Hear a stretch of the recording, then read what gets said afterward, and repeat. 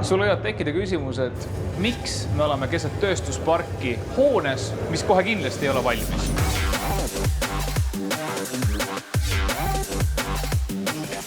Peale pisikeste ilukaadrite, mis on võetud Canoni G7X Mark IIIga, on kogu episood salvestatud Note 10 Plussiga ning Saramonicu lavalier mikrofonidega, mis ühenduvad otse sinu telefoni külge. Me oleme keset Riiat või Riia äärealadel, ega meile ei öelda, see on salajane koht, et vaadata otsa temale. See on Samsungi S20 Ultra.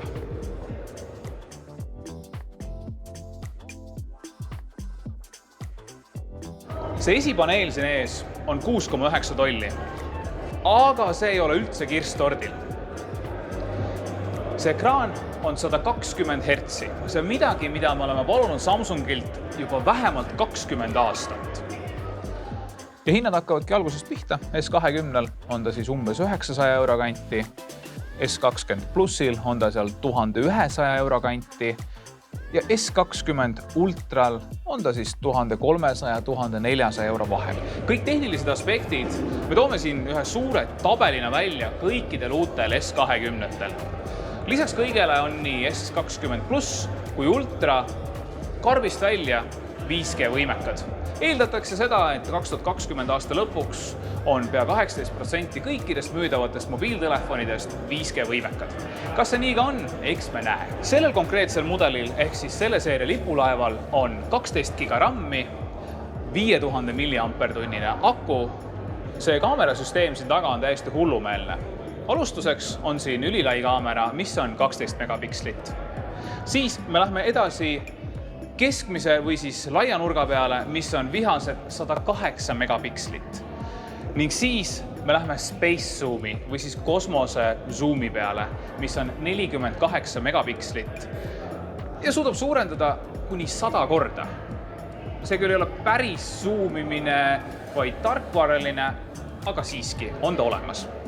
Ning Endli fännidele ees on 40 megapiksline kaamera, mis on võimeline salvestama videot 4K-s kuni 60 kaadrit sekundis. Ja lisaks kõigele, see on vist maailma esimene nutitelefon, mis suudab salvestada 8K videot.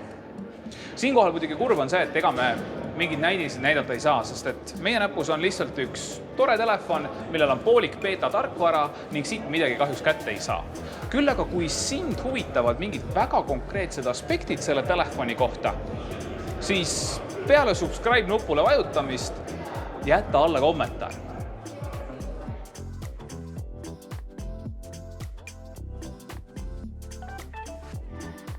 Siin minu ees laual ongi Samsungi kõik uued lipulaevad.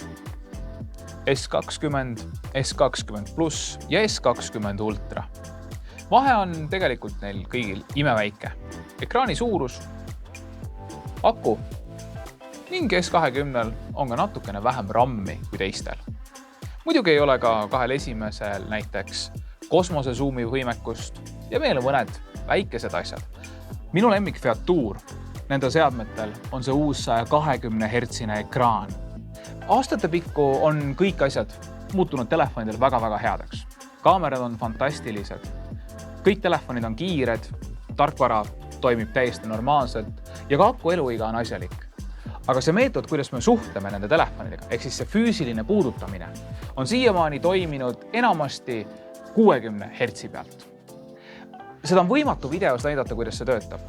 Nii et see on midagi, mida sa pead isiklikult kogema. Nendest kolmest mina valiksin täna S20. Sellepärast, et ta hinnatase, ta ei ole odav, aga ta on odavam kui teised ja see suurus mulle väga-väga meeldib. Siin me oleme, Arvutimaailm 2020. See oli esimene video, mida sa eesti keeles S20 seeriast nägid. Nagu me enne juba ütlesime, vajuta subscribe nuppu, jäta oma kommentaarid ja kui läheb hästi, siis võib-olla me teeme mõnest sellest telefonist siin laua peal ka mingi hetk ülevaate, aga seda näitab juba aeg. Aitäh!